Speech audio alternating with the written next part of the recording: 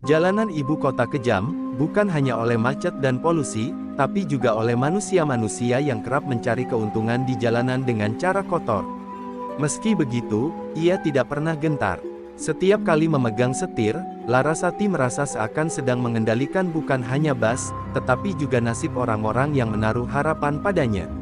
Beberapa penumpang menatapnya dengan rasa kagum bercampur curiga. "Sopir cewek, bisa nyetir Kopaja," celetuk seorang penumpang parubaya sambil tersenyum sinis.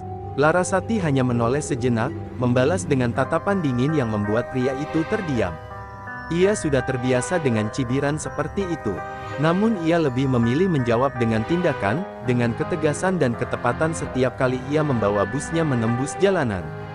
Di kaca spion, Larasati melihat seorang ibu muda dengan anak kecil duduk di kursi belakang, tampak lelah namun lega bisa duduk dengan aman. Pemandangan itu membuat hatinya sedikit hangat. Baginya, menjadi sopir bukan hanya soal mencari nafkah, tetapi juga menjaga orang-orang kecil yang menggantungkan hidup pada kendaraan umum. Itu alasan mengapa ia tak pernah asal dalam menjalankan tugasnya. Ketika mesin bus mulai meraung, Larasati menarik napas panjang. Ada firasat aneh menyelinap di hatinya pagi itu. Entah dari mana datangnya, tapi ia merasa perjalanan kali ini tidak akan berjalan biasa-biasa saja.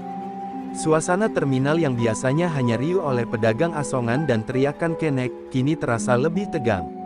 Beberapa pria asing dengan wajah bengis terlihat mondar-mandir di sekitar area terminal, seolah sedang mengamati sesuatu. Larasati merapikan cengkeraman tangannya di setir, lalu menatap jalanan yang membentang di depannya. Senyum tipis tersungging di bibirnya, senyum yang hanya ia sendiri mengerti. Dalam hatinya ia berbisik, apapun yang menunggu di depan, aku sudah siap. Aku bukan perempuan yang mudah ditakut-takuti. Dengan begitu, roda bus Kopaja mulai berputar, membawa Larasati dan para penumpangnya menuju kisah besar yang akan menguji siapa dirinya sebenarnya. Kopaja tua itu terus melaju menembus jalanan yang semakin padat. Larasati masih memegang setir dengan tatapan tajam, sementara di dalam bus suasana agak berbeda dari biasanya. Tidak hanya penumpang harian yang ia bawa pagi itu, tapi juga sekelompok orang dengan wajah penuh semangat dan baju seragam lusuh. Mereka bukan pekerja biasa, melainkan rombongan pendemo yang hendak menuju pusat kota. Kenek Bas, seorang pria tua bernama Bang Jaya, sempat menepuk bahu Larasati. "Nduh, yakin kamu mau bawa mereka? Katanya hari ini ada yang mau ngehalangin demo mereka. Bisa bahaya," ucapnya setengah berbisik, khawatir. Larasati hanya menoleh sekilas, lalu mengangguk pelan. "Bang, mereka juga manusia. Mereka butuh sampai tujuan. Kalau aku gak bawa, siapa lagi yang mau?" Jawabnya tegas. Para pendemo duduk berdesakan, sebagian masih memegang spanduk, sebagian lain menenteng botol air minum untuk bekal perjalanan. Wajah mereka tampak letih tapi tetap menyimpan kobaran api perlawanan. Mereka sesekali melirik ke arah sopir cantik itu, seakan tidak percaya bahwa seorang wanita berani mengambil risiko sebesar ini demi membawa mereka. Di luar bus, mata-mata yang tadi berkeliaran di terminal masih mengikuti dari kejauhan. Mereka adalah orang-orang suruhan, preman bayaran yang mendapat instruksi khusus untuk memastikan bus Larasati tak pernah mencapai pusat kota. Mereka bergerak dalam kelompok kecil, mengendarai motor butut, mengikuti Kopaja dari belakang seperti bayangan kelam. Larasati mulai merasakan firasat buruk yang sejak tadi mengganggu pikirannya semakin nyata. Dari kaca spion, ia bisa melihat motor-motor itu terus membuntuti, seolah menunggu waktu yang tepat untuk bergerak. Namun ia tetap tenang, wajahnya yang ayu sama sekali tak menunjukkan rasa takut. Dalam hati, ia hanya berbisik, "Kalau kalian pikir bisa bikin aku ciut, kalian salah besar." Perjalanan menuju pusat kota bukanlah perjalanan singkat. Bus harus melewati beberapa ruas jalan rawan, daerah yang dikenal sering jadi arena kelompok preman unjuk gigi. Bang Jaya yang sejak tadi gelisah, akhirnya membuka suara lagi. "Aku kenal muka-muka itu, Ras. Mereka anak buahnya Arya Ompong. Kalau udah Arya yang main, biasanya gak ada yang berani lewat." Nama itu, Arya Ompong, membuat beberapa penumpang pendemo saling pandang dengan wajah pucat. Mereka tahu reputasi preman Ompong itu bukan main-main. Ia dikenal kejam, tak segan menghajar siapapun yang berani melawan, apalagi jika sudah mendapat bayaran. Namun Larasati hanya mengetatkan rahang dan menginjak pedal gas lebih dalam. Kalau dia pikir bisa menghentikan bas ini, kita lihat saja siapa yang berhenti duluan, gumamnya lirih. Bas Kopaja melaju semakin kencang, sementara bayang-bayang ancaman dari Arya Ompong dan kelompoknya kian mendekat. Udara di dalam bas menegang, seolah setiap penumpang sedang menahan napas. Larasati tahu, ini bukan sekadar perjalanan biasa. Ini adalah awal dari ujian besar yang akan menyingkap siapa dirinya sebenarnya, seorang sopir bas cantik, atau penerus darah jalanan Tanjung Priuk. Langit siang itu perlahan berubah muram, awan kelabu menggantung rendah seakan ikut menyimpan rahasia perjalanan bas Kopaja yang dikemudikan Larasati. Jalanan macet parah, suara klakson bersahutan, namun suasana di dalam bas jauh lebih mencekam.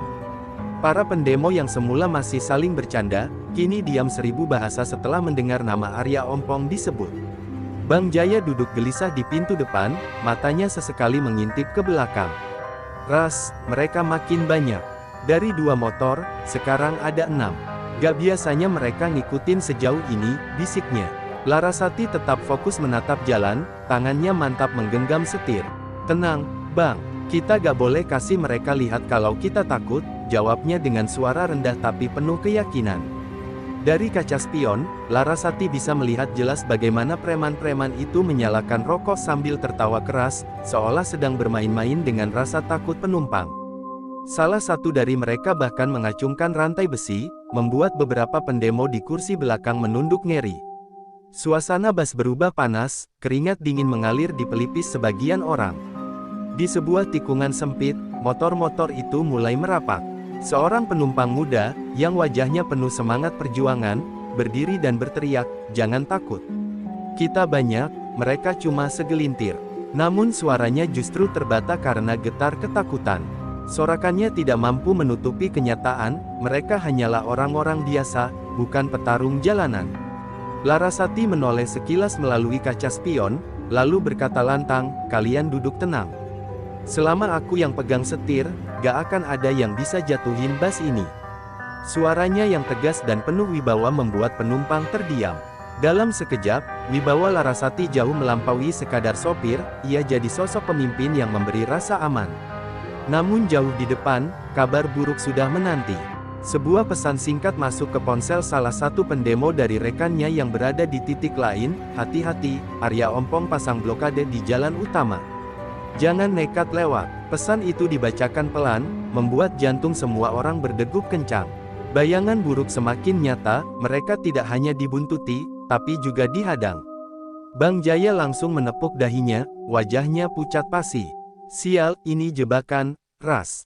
Mereka udah tunggu di depan." Larasati menarik napas panjang, lalu tersenyum tipis. "Kalau memang begitu, berarti sudah waktunya aku tunjukin siapa sebenarnya Larasati."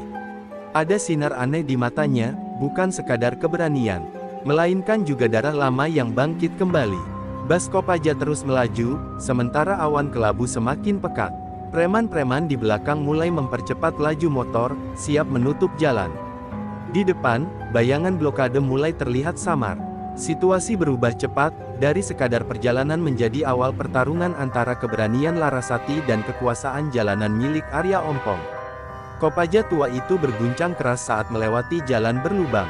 Mesin meraung, asap hitam mengepul dari knalpot, namun bas tetap melaju gagah di bawah kendali Larasati. Di dalam, semua penumpang diam membisu. Hanya terdengar suara spanduk yang bergesekan dengan jendela, dan detak jantung yang seakan berdentum lebih keras dari mesin bas. Ketegangan kian terasa, karena mereka tahu di depan menanti jebakan yang dipasang Arya Ompong dan kelompoknya. Larasati menatap lurus ke depan. Matanya tajam, berkilat seperti mata seekor elang. Ia bisa merasakan hawa panas yang tidak biasa dari jalanan itu. Biasanya, meski macet, selalu ada pedagang asongan atau suara gaduh anak-anak jalanan. Tapi kali ini, jalanan terasa sunyi, seolah semua orang sengaja menjauh. Itu pertanda buruk, pertanda ada kekuatan gelap yang sedang menunggu mereka. Bang Jaya semakin tak bisa duduk tenang. Tangannya gemetar saat menyalakan sebatang rokok. "Ras, kalau benar ada blokade, kita mau lewat mana? Jalan tikus udah dipenuhi orang mereka. Kita bisa kejebak kayak tikus masuk perangkap." Ucapannya disambut gumaman panik dari para penumpang. Seorang ibu muda memeluk anaknya erat-erat, sementara beberapa pemuda pendemo menggenggam erat bambu spanduk mereka, meski jelas wajah mereka pucat. Larasati tetap tenang. Ia menepuk setir busnya pelan, seperti sedang berbicara dengan sahabat lama. Tenang, Jaya, bas ini udah tahu jalan. Selama aku di sini, gak ada yang bisa bikin kita berhenti. Kata-kata itu terdengar sederhana, tapi ada aura kuat yang membuat semua orang di dalam bas kembali duduk tenang, seolah percaya sepenuhnya pada sang sopir cantik. Suara deru motor semakin dekat, meraung liar dari belakang. Preman-preman Arya Ompong mulai menyalip, mengitari bas, lalu meludah ke kaca samping. Tawa kasar mereka menggema, menciptakan suasana mencekam. Salah satu dari mereka bahkan memukul-mukul bodi bas dengan rantai, membuat penumpang di dalam bas menjerit kaget. Tapi Larasati tidak sedikit pun goyah. Matanya lurus ke depan, seolah tidak ada apa-apa yang mengganggunya. Jalan semakin menyempit. Dari kejauhan, terlihat beberapa drum besar dan barikade kayu melintang di tengah jalan. Beberapa pria berbadan kekar berdiri dengan wajah bengis, membawa balok kayu dan parang di tangan. Itulah blokade yang sejak tadi menjadi bisikan ketakutan, barikade milik Arya Ompong. Bas melambat, bukan karena Larasati ragu, melainkan karena ia sedang menilai situasi. Penumpang menahan napas, menunggu apa yang akan dilakukan sang sopir. Bang Jaya memegang lengan Larasati, berbisik lirih, "Ras, kita gak mungkin lolos. Mereka udah siap, Arya Ompong pasti ada di situ." Larasati menoleh sekilas, lalu tersenyum dingin. "Kalau memang dia di situ, biar aku sendiri yang hadapi." Hening menyelimuti bas, hanya terdengar suara mesin yang bergetar keras. Di depan, bayangan sosok besar dengan senyum ompong perlahan muncul dari balik barikade. Arya Ompong sendiri akhirnya memperlihatkan diri. Ia berdiri tegak, menunggu bas itu berhenti, sementara anak buahnya bersiap menutup seluruh jalur. Jalan raya benar-benar berubah menjadi arena pertempuran, dan semua orang tahu, inilah awal benturan yang tak bisa dihindari. Bas Kopaja berhenti mendadak beberapa meter dari barikade. Asap hitam mengepul dari knalpot, mengaburkan pandangan sesaat. Di balik kabut tipis itu, berdirilah puluhan pria dengan wajah keras, sebagian bertelanjang dada penuh tato, sebagian lain memegang senjata tumpul. Mereka berdiri melintang di jalan, seolah tembok hidup yang siap meremukkan siapapun yang berani melintas. Di tengah mereka, tampak seorang pria bertubuh besar dengan wajah ompong, tertawa sambil menepuk-nepuk perutnya. Dialah Arya Ompong, preman bayaran yang namanya begitu ditakuti di jalur utara Jakarta. Senyumnya membuat bulu kuduk berdiri, bukan karena ramah, melainkan karena penuh ejekan dan ancaman. Arya melangkah maju, lalu menghentakkan kakinya ke drum kosong yang dijadikan barikade. Suaranya menggema keras, membuat penumpang di dalam bas tersentak. "Woi, Kopaja, jangan harap kalian bisa lewat sini tanpa bayar tol sama gue," teriaknya sambil menunjuk ke arah bas. Tawa kasar anak buahnya menggema, menambah ketegangan suasana. Di dalam bas, beberapa pendemo mulai panik. "Kita gak bisa turun, kalau turun abis kita," bisik seorang pria muda sambil menggenggam erat spanduknya. Seorang ibu dengan anak kecil mulai menangis, membuat suasana makin kalut. Bang Jaya menutup wajahnya dengan tangan gemetar. "Ras, ini gawat. Dia beneran Arya Ompong." Namun berbeda dengan penumpang lain, Larasati tetap tenang. Ia mematikan mesin bas, lalu menatap kaca depan dengan sorot mata yang tajam.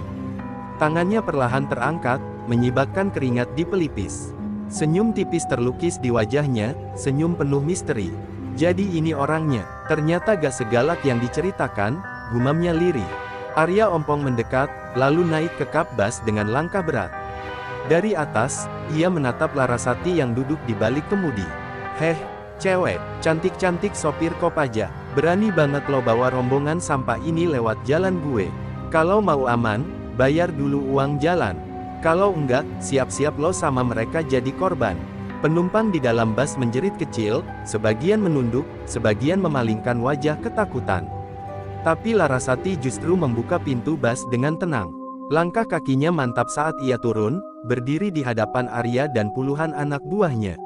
Angin berhembus membawa aroma jalanan penuh debu, sementara tatapannya menembus langsung ke mata sang preman ompong. Sejenak suasana terhenti, seakan waktu ikut membeku. Semua mata tertuju pada sosok wanita cantik itu, yang dengan keberanian luar biasa memilih berdiri sendirian di hadapan puluhan preman. Dalam hatinya, Larasati berbisik tegas, "Aku bukan sekadar sopir. Aku anak priuk, dan tak seorang pun bisa membuatku tunduk." Arya Ompong berdiri tegak di atas kap bas, menatap Larasati dengan mata merah menyala. Ia meludah ke tanah, lalu terkekeh dengan suara parau. "Heh, cewek, gue kasih pilihan. Kasih uang jalan 5 juta sekarang juga, atau bas lo sama isi-isinya gue balikin kayak kaleng rombeng." Teriaknya lantang. Tawa anak buahnya pecah, seolah menyambut pesta yang akan segera dimulai. Puluhan preman mulai bergerak mengepung. Ada yang menyeret rantai besi di aspal, ada yang memukul-mukul kayu balok ke tiang listrik hingga menimbulkan suara dentuman keras. Ancaman mereka nyata, dan aura kekerasan semakin kental. Penumpang di dalam bas hanya bisa menutup wajah, sebagian memeluk sesama dengan gemetar. Seolah, harapan mereka hanya tinggal pada sosok sopir cantik yang kini berdiri seorang diri. Bang Jaya yang masih di pintu depan, mencoba menahan Larasati dengan suara bergetar. "Ras, jangan gila, mereka bukan orang main-main. Sekali Arya kasih aba-aba, habis kita semua." Namun Larasati hanya menoleh sebentar, memberi tatapan yang membuat Bang Jaya terdiam. Ada sesuatu di mata gadis itu, ketenangan yang justru membuat rasa takutnya hilang perlahan. Arya turun dari kap bas, mendekat dengan langkah berat. Senyum ompongnya semakin lebar. "Jadi, gimana cantik? Mau kasih duit, atau mau gue bikin cantik lo jadi cacat?" "Gue kasih waktu 3 detik. 3 jarinya terangkat ke udara, lalu mulai menurunkan hitungan. 3, suasana mendadak hening, hanya suara angin yang berdesir membawa debu jalanan. 2, anak buahnya sudah menyiapkan rantai, balok, dan botol pecah. Suara mereka saling bersahutan, siap mengamuk kapan saja. Beberapa pendemo di dalam bas mulai berdoa, sebagian lain menatap Larasati dengan wajah putus asa. Semua seakan menunggu jawaban, menyerah atau melawan. Larasati menarik napas panjang, lalu melangkah maju setapak.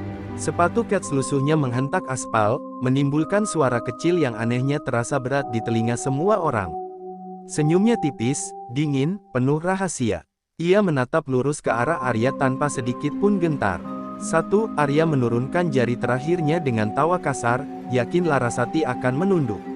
Tapi yang terjadi justru sebaliknya. Larasati mendongak, suaranya lantang menusuk udara. "Kau salah langkah, Arya. Kau pikir ini cuma bas tua, dan aku cuma sopir perempuan. Kau gak tahu siapa yang sedang kau hadang." Kata-kata itu membuat Arya tertegun sejenak, begitu juga anak buahnya yang saling pandang bingung. Ada sesuatu dalam nada suara Larasati, bukan sekadar keberanian, melainkan darah lama yang berdenyut.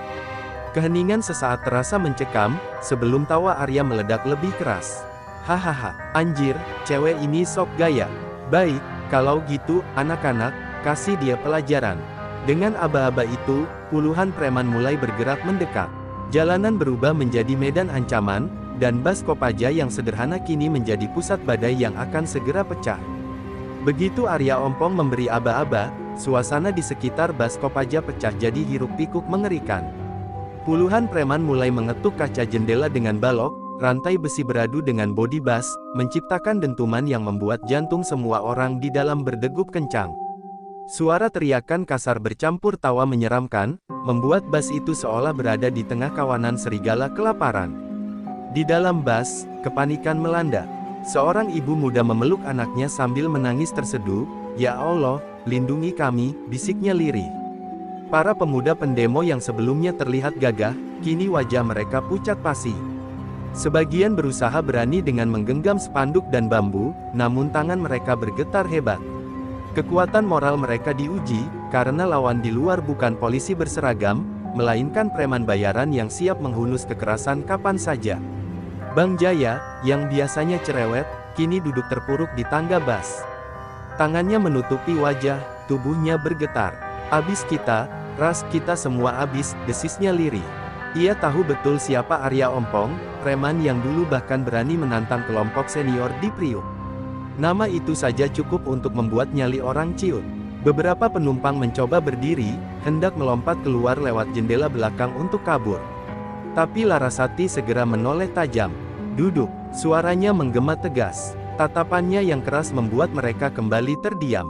Meski ketakutan, entah mengapa mereka memilih patuh pada sang sopir. Ada wibawa aneh dalam sosok Larasati yang membuat mereka percaya, sekecil apapun, masih ada harapan. Arya yang melihat kepanikan itu semakin menjadi-jadi.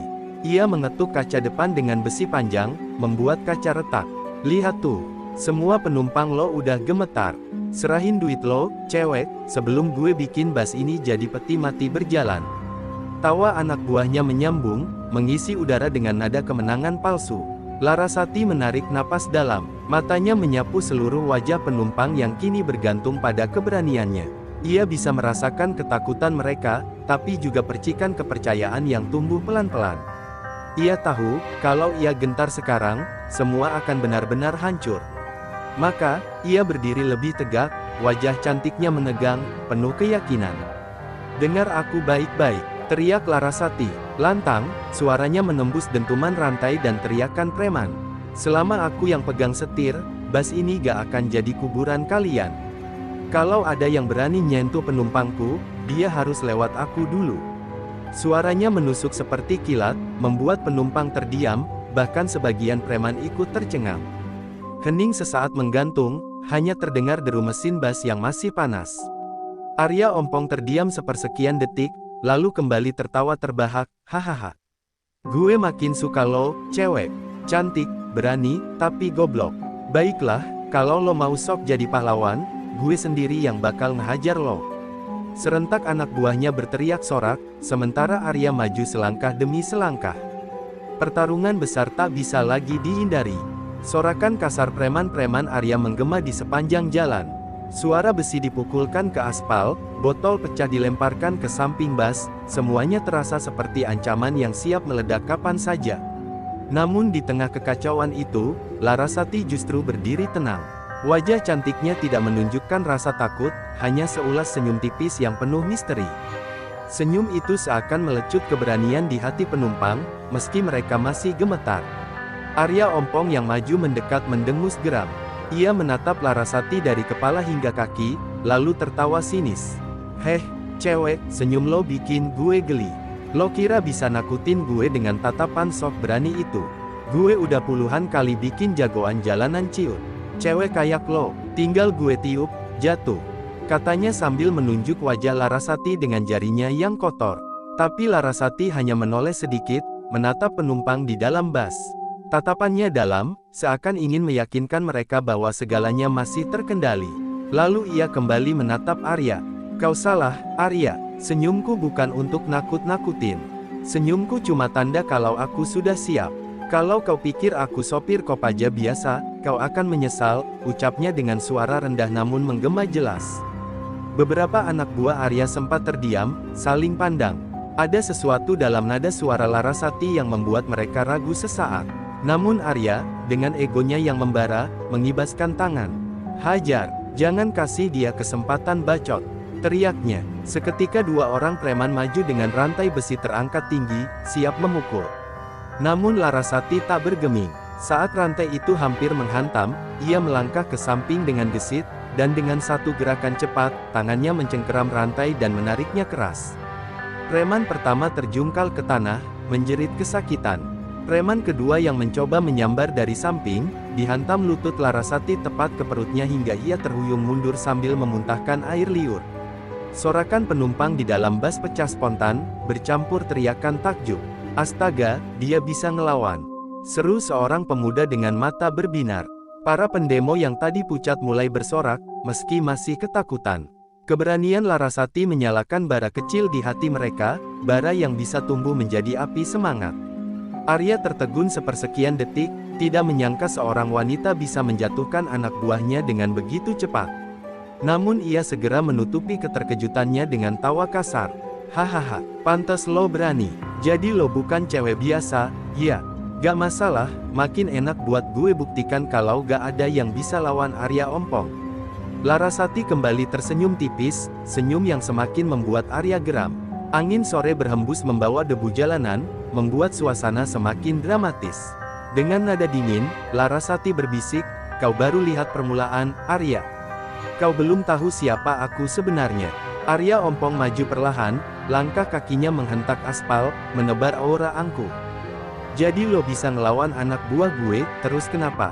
Gue ini raja jalanan. Cewek kayak lo gak akan sanggup bertahan lebih lama. Suaranya serak namun keras, membuat beberapa preman kembali percaya diri dan bersorak. Mereka mengira Larasati hanya kebetulan menang. Namun Larasati masih berdiri tenang. Rambut panjangnya sedikit berantakan terkena angin sore, wajahnya tetap tegak menantang. Ia menarik napas dalam-dalam, lalu berkata lantang, "Arya, kau merasa berkuasa karena selama ini orang-orang takut sama kekerasanmu. Tapi kau salah langkah kalau mencoba menghadang bas ini. Karena aku, bukan sekadar sopir Kopaja." Kerumunan penumpang di dalam bas saling berpandangan. Kata-kata Larasati terdengar seperti sebuah rahasia yang akan membuka tabir. Arya mengangkat alis, lalu tertawa keras. "Hahaha, cewek sok misterius. Kalau bukan sopir, lo siapa? Jangan bikin gue ketawa sampai gigi palsu gue copot lagi, ya." Serunya sambil memperlihatkan deretan gigi ompongnya yang membuat para preman lain ikut terbahak. Larasati tak terpengaruh sedikit pun oleh ejekan itu. Ia melangkah maju 2 langkah, cahaya matahari sore jatuh tepat ke wajahnya, menambah kesan anggun sekaligus berwibawa. Dengan suara yang dalam dan mantap, ia mengucapkan, "Aku Larasati, anak dari Jaya Kelabang, mantan penguasa jalanan Tanjung Priuk." Sejenak suasana menjadi hening. Nama itu, Jaya Kelabang, langsung membuat sebagian preman tercekat. Mereka mengenal nama tersebut. Legenda hidup dari Tanjung Priuk, preman yang dulu ditakuti hingga pelabuhan, terkenal dengan keberanian dan ilmu silat jalanan yang melegenda. Beberapa preman yang lebih tua langsung melangkah mundur, wajah mereka pucat. Arya Ompong yang awalnya tertawa, kini tatapannya berubah. Walau berusaha menyembunyikan rasa gentar, tangannya tampak mengepal lebih kencang. "Heh, jangan bawa-bawa nama orang mati buat nakutin gue. Gue gak peduli bapak lo siapa. Di sini, yang berkuasa cuma Arya Ompong." Teriaknya keras, meski nada suaranya sedikit bergetar. Larasati mendekat selangkah lagi, matanya menusuk tajam ke arah Arya. "Kau boleh sombong, Arya. Tapi ingat, darah Priuk ini mengalir dalam nadiku. Dan aku tidak akan membiarkan preman bayaran macam kalian menginjak-injak rakyat yang berjuang." Suaranya menggema, membuat penumpang bersorak semakin keras, keberanian mereka mulai bangkit. Arya mengibaskan tangannya ke udara, memerintahkan anak buahnya menyerang lagi. "Jangan takut, hajar dia rame-rame. Gue mau buktiin kalau darah Priuk pun bisa jatuh di bawah kaki Arya Ompong." Teriaknya. Seketika puluhan preman kembali maju, membawa besi, kayu, dan pisau lipat. Namun Larasati sudah bersiap, mata tajamnya berkilat, tubuhnya condong ke depan, siap menunjukkan warisan sejati dari ayahnya. Teriakan Arya Ompong menggema di jalanan, dan puluhan preman berhamburan menyerbu Larasati. Ada yang membawa rantai, ada yang mengacungkan balok kayu, bahkan beberapa mengayunkan pisau lipat. Udara sore yang tadi hanya dipenuhi suara kendaraan kini berganti riuh pekikan, sorakan, dan derap langkah liar. Namun Larasati tetap berdiri tegak, tubuhnya condong ke depan, matanya tajam penuh kewaspadaan. Serangan pertama datang dari seorang preman bertubuh besar dengan besi panjang. Ia mengayunkannya ke arah kepala Larasati. Dengan gesit, Larasati menunduk, lalu menyikut perut lawannya hingga pria itu terhuyung. Belum sempat berdiri tegak, Larasati memutar badan dan menendang dada preman itu dengan keras, membuatnya terlempar menghantam kap mobil di pinggir jalan. Penonton di dalam bas bersorak histeris, bercampur kagum. 2 preman lain datang bersamaan, menyerang dari kiri dan kanan. Larasati menangkap tangan salah satunya, lalu memelintir hingga terdengar suara krek yang membuat si penyerang menjerit kesakitan. Dengan gerakan cepat, ia menggunakan tubuh lawan yang lemah itu sebagai tameng, sehingga serangan pisau dari preman satunya mengenai rekannya sendiri.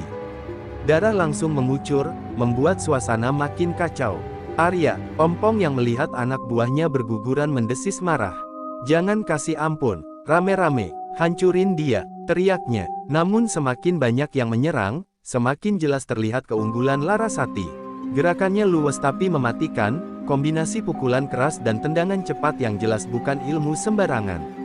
Itu adalah warisan jalanan Priuk, seni bertarung liar yang hanya dipahami mereka yang hidup di kerasnya pelabuhan. Suasana jalan berubah jadi arena pertempuran. Bunyi tulang retak, jeritan kesakitan, dan suara besi menghantam aspal bersahut-sahutan. Larasati bergerak bagaikan badai, satu persatu preman terjatuh, entah pingsan, merintih kesakitan, atau kabur ketakutan. Penumpang yang awalnya cemas kini berdiri di kaca bus, menyaksikan dengan sorakan penuh semangat. Beberapa bahkan berteriak, "Hidup Larasati!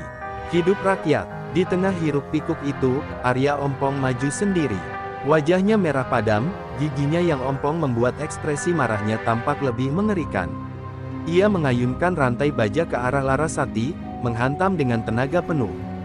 Larasati menghindar, namun rantai itu sempat mengenai kaca bus, memecahkannya berkeping-keping. Penumpang menjerit, tapi sorakan mereka makin lantang memberi semangat. Larasati kini berhadapan langsung dengan Arya. Nafasnya teratur meski perlu membasahi wajah. Ia mengepalkan tangan, menatap tajam lawannya. "Kau boleh sombong, Arya. Tapi malam ini, semua orang akan tahu, siapa yang benar-benar berkuasa di jalanan." Suaranya berat, penuh amarah yang diturunkan dari darah Priuk. Arya Ompong menggeram, lalu melompat menyerang. Rantai baja berputar liar di udara, siap merobek siapapun yang menghadang. Namun Larasati sudah menegakkan tubuhnya, memasang kuda-kuda khas warisan Jaya Kelabang. Saat itu, semua orang sadar, yang berdiri di hadapan Arya bukan sekadar sopir bus, melainkan pewaris sejati legenda jalanan Tanjung Priuk. Arya Ompong melompat ke depan, rantai baja berputar di tangannya seperti ular liar. Setiap ayunannya memecah angin, menimbulkan suara mendesing yang membuat penonton di dalam bus menahan napas. Larasati melangkah mundur beberapa kali, matanya tak pernah lepas dari pergerakan lawan. Sorot matanya tajam, penuh perhitungan. Ia tahu sekali saja rantai itu mengenai tubuhnya, nyawanya bisa melayang. Dengan gerakan cepat, Arya menghantamkan rantai ke arah kepala Larasati. Namun wanita itu merendah, lalu berguling ke samping, membuat rantai menghantam aspal hingga memercikkan api kecil. Penumpang yang melihat kejadian itu berteriak histeris, seolah menyaksikan duel maut di arena terbuka. Larasati kembali bangkit, napasnya berirama, sementara peluh bercucuran dari pelipis. "Aku tidak takut pada nama besar Priukmu," teriak Arya, matanya melotot penuh dendam. "Hari ini kau akan jadi contoh untuk semua orang, bahwa melawan aku, Arya Ompong, hanya berakhir dengan kematian." Sorak preman yang tersisa mencoba menyemangati bos mereka, namun banyak dari mereka justru gemetar setelah melihat bagaimana rekan-rekannya tumbang di tangan Larasati. Larasati mengepalkan tangan, wajahnya menegang. "Kau salah, Arya. Aku bukan hanya membawa nama besar Priuk. Aku membawa darah, dendam, dan kehormatan ayahku yang dulu pernah ditindas preman seperti dirimu." Teriaknya lantang. Kata-katanya membuat bus bergemuruh oleh sorakan penumpang yang kini serasa menjadi saksi pertarungan kehormatan. Arya kembali menyerang, kali ini lebih beringas. Rantai diayunkan dari atas, berputar ke samping, lalu tiba-tiba ditarik untuk menghantam dari bawah. Larasati bergerak secepat kilat, melompat ke depan sambil menangkap pergelangan tangan Arya. Seketika ia memelintir, membuat rantai itu lepas dari genggaman. Arya menjerit, namun dengan keras kepala ia mencoba meninju. Larasati menyambut dengan tendangan keras ke perutnya. Tubuh Arya terpental ke belakang, terhuyung sambil memegangi perutnya. Namun meski wajahnya pucat, ia masih berdiri. Sorot matanya masih menyala dengan dendam. Belum selesai, raungnya, lalu ia berlari lagi, mencoba menyeruduk Larasati. Wanita itu bersiap, kuda-kudanya kokoh, menunggu saat yang tepat untuk memberikan pukulan pamungkas. Saat Arya sudah begitu dekat, Larasati menggerakkan tubuhnya dengan cepat, lalu menghantamkan siku keras ke rahang lawannya. Suara benturan tulang terdengar jelas, diikuti suara retakan. Arya terjatuh, darah mengalir dari mulutnya. Tubuhnya berguling di aspal, tak lagi sanggup bangkit. Jalanan mendadak hening, hanya suara napas terengah Arya yang terdengar samar. Penumpang bus bersorak histeris, meneriakkan nama Larasati. Wanita itu berdiri tegak di tengah jalan, tubuhnya berkeringat, napasnya berat, tapi matanya tetap menyala penuh keberanian. Malam itu, semua yang hadir tahu, Arya Ompong bukan lagi penguasa jalanan. Nama Larasati, sang sopir bus pewaris darah Priuk, kinilah yang menggema sebagai legenda baru. Larasati berdiri tegak di tengah jalan, tubuhnya masih bergetar menahan adrenalin setelah duel maut melawan Arya Ompong. Penumpang di dalam bus bersorak gembira, beberapa bahkan menitikkan air mata lega karena telah selamat dari teror. Namun, di balik sorak kemenangan itu, hati Larasati justru semakin berat. Ia tahu, kemenangan ini hanya permulaan. Arya hanyalah bayangan, bukan sumber masalah sebenarnya. Ketika beberapa preman Arya yang tersisa menyerah dan kabur terbirit-birit, seorang lelaki tua dengan jas hitam lusuh yang sejak tadi mengamati dari kejauhan melangkah maju. Sorot matanya tajam, penuh rahasia, seolah tahu lebih banyak dari sekadar penonton biasa. Larasati menatapnya dengan curiga. Lelaki itu hanya tersenyum tipis, lalu berkata dengan suara rendah namun menusuk, "Kau menang dari Arya, nak. Tapi apakah kau siap menghadapi mereka yang membayar Arya?" Kata-kata itu membuat darah Larasati berdesir.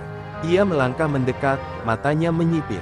"Mereka, maksudmu siapa?" tanyanya dingin. Lelaki itu hanya tertawa pendek, lalu berjalan pergi begitu saja, meninggalkan sebuah amplop di bangku halte. Larasati mengambil amplop itu dengan hati-hati. Tangannya bergetar saat melihat isi di dalamnya, foto-foto pertemuan antara Arya Ompong dengan sosok-sosok berpakaian rapi, orang-orang berkuasa yang seharusnya menjaga rakyat, bukan menindas. Di dalam foto itu jelas terlihat seorang pejabat daerah yang dikenal dekat dengan pengusaha besar. Larasati tertegun. "Jadi, mereka semua yang ada di balik ini," gumamnya lirih. Penumpang yang melihat raut wajahnya penuh tanya, tapi Larasati hanya menutup amplop rapat-rapat. Ia tahu, jika kabar ini bocor sebelum waktunya, bukan hanya dirinya yang jadi target, tapi juga semua orang yang ada di bus tadi. Sementara itu, di sisi lain kota, seorang pria berjas mewah tengah berbincang di ruangan penuh asap rokok. "Arya sudah gagal?" tanyanya dengan wajah murka. Seorang anak buah mengangguk gugup. "Ya, Pak, wanita itu, Larasati, dia bukan orang biasa. Dia keturunan Priuk." Mendengar nama Priuk, wajah sang pejabat menegang. "Kalau begitu, kita harus habisi dia sebelum namanya semakin besar." Kembali ke jalanan, Larasati duduk di kursi sopir, menyalakan mesin bus yang sempat mati karena kekacauan. Namun, sebelum menekan pedal gas, ia menatap kaca spion. Wajah-wajah penumpang yang lelah namun penuh harapan menatapnya. Mereka percaya padanya, pada bus tua yang kini menjadi simbol perlawanan. Di dalam dada Larasati, perasaan tanggung jawab itu semakin membesar. "Ayah," bisiknya lirih sambil menggenggam erat setir. "Aku mulai mengerti kenapa kau selalu bilang jalanan ini bukan sekadar aspal. Ini medan perang, dan aku tak bisa lagi mundur." Ucapan itu menjadi sumpah diam-diam yang ia ikrarkan malam itu. Jalanan Tanjung Priuk bergetar bukan hanya karena deru mesin bus, tapi juga karena lahirnya sebuah tekad yang tak bisa dipatahkan. Larasati melaju kembali, membawa para